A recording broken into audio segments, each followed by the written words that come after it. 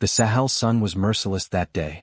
It bore down on the red dust of Ouagadougou like judgment from above, the kind that doesn't just scorch skin but memory too. Beneath its weight, history did not rest. It whispered through market stalls, rebel camps, and the halls of power alike. In the heart of the presidential palace, Ibrahim Traoré stood still. No guards. No entourage. Just him, a wall of silence, and a window looking out over the ancient lands his ancestors bled to defend. His uniform clung to his tall, lean frame, not from sweat, but from the gravity of what was coming. Behind him a phone vibrated once. He did not turn. He already knew what the message said. French President Emmanuel Macron requests an urgent private visit to Burkina Faso. No press. No cameras. Just dialogue. Macron. The very name still hung like smoke from a battlefield. France, the empire that once carved Africa like spoiled meat, wanted back in. Not through war this time, but through whispers. Traoré didn't move. Didn't blink. Then finally he muttered in more, voice low and sharp. The jackal returns. But this time we are awake. The air shifted as dusk fell, not cooler but heavier. The city braced itself. In the backstreets of Ouagadougou, elders whispered beneath baobab trees, while youth in worn t-shirts stood on corners watching. Waiting. They didn't trust silence anymore. Not from Europe. Not from their own soil. Not after all they'd survived.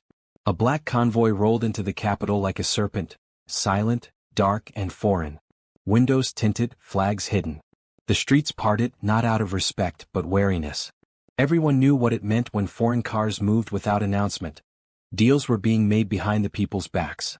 At the palace gates, the guards let them through with mechanical precision. Not out of loyalty to the guest, but out of obedience to Traoré's strict orders. Let them in. But do not salute. Inside the lead vehicle, Emmanuel Macron sat still, eyes scanning the landscape as if trying to read a language he'd long forgotten. He turned to his aide, a thin man in a gray suit. "Do you think he'll hear us out?" Macron asked. The aide didn't answer. Because he knew, Traoré wasn't coming to talk. He was coming to expose. The great doors of the presidential palace opened without ceremony. Macron stepped inside, flanked by aides and security, but the room held none of the warmth or welcome he expected. Only the cold stare of Ibrahim Traoré, a man who carried the weight of ancestors and the fire of revolution in his eyes. Macron extended his hand. Traoré did not move. "President Traoré," Macron began, voice carefully measured, "I come with respect and hope for a new partnership." Traoré's gaze pierced through him like the Sahel sun. "Respect?" he repeated quietly. "When you left, you took everything but the dust beneath our feet. And now you come asking for what? Permission to step on us again?" Macron swallowed. "This is not the past," he said. "It is the future. A future where we can work together." Traoré's voice hardened. "Our future is written by those who fought, bled, and survived your past. You do not negotiate with ghosts. You listen to the living." The silence stretched. The air thickened. Then Traoré nodded to a nearby aide. "Bring the dossier." A tall officer stepped forward, carrying a thick leather folder. He placed it on the polished wooden table between Traoré and Macron. The room seemed to hold its breath. Traoré opened the folder slowly, revealing pages filled with photographs, intercepted communications, bank statements, proof beyond doubt. Documents that detailed France's covert support to rebel militias destabilizing Burkina Faso. Macron's eyes flickered, betraying a flicker of fear. "You see, President," Traoré said steadily, "this is the truth you hope to hide behind your polished speeches and empty promises." Macron's voice faltered. "Where did you get this?" "From those who refuse to forget. From the watchful eyes of our people. From the ancestors who guard this land." Traoré leaned forward, his voice a low drumbeat. "We have lived your betrayals long enough. Today the roles have changed." Macron looked down, swallowed hard, and for a moment the facade cracked. Before Macron could recover, the heavy wooden doors creaked open. Two figures entered, elders cloaked in traditional robes, faces carved by time and wisdom. Imam Yusuf and Elder Mama Koit stepped forward, their presence like thunder in a dry sky. Mama Koit's voice broke the silence. France did not come to help. France came to control. Imam Yusuf added, "We have prayed for this day, when the chains of silence would be broken, and the truth would burn like fire." Macron's shoulders tightened. "I came seeking peace, not war." Traoré's eyes blazed. "Peace built on lies is a war waiting to happen." He turned to Macron. Tell the world you admit your crimes. Or leave here a defeated man. Macron's lips trembled. The room seemed to pulse with ancestral power. Macron's gaze dropped to the floor. The weight of centuries pressed down on him, not just as a leader but as a symbol of a past that could no longer be denied. With a shaky breath he finally spoke. Colonization was a crime. A crime against the people of Burkina Faso and all of Africa. The words hung in the air like a sacred oath. Mama Koit nodded solemnly. Imam Yusuf began a quiet prayer. Traore remained silent, his expression unreadable, a fortress of strength. Then slowly he said, "This is the beginning, not the end." Outside, the sun rose over Ouagadougou, painting the sky with streaks of gold and fire. The city stirred awake, unaware that history had been rewritten within the palace walls.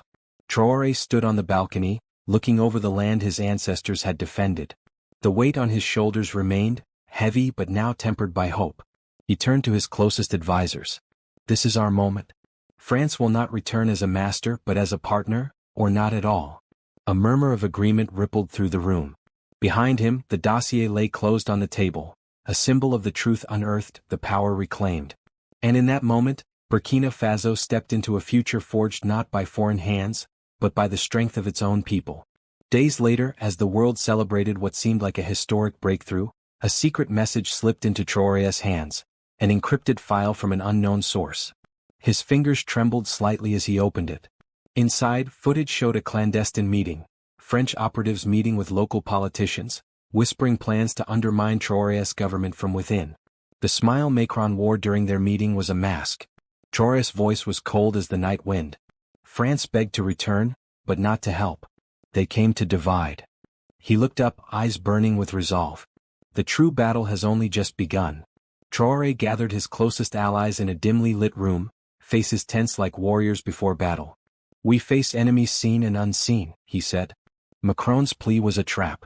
"But we will not be pawns." One of his generals, a fierce woman named Awa, spoke up.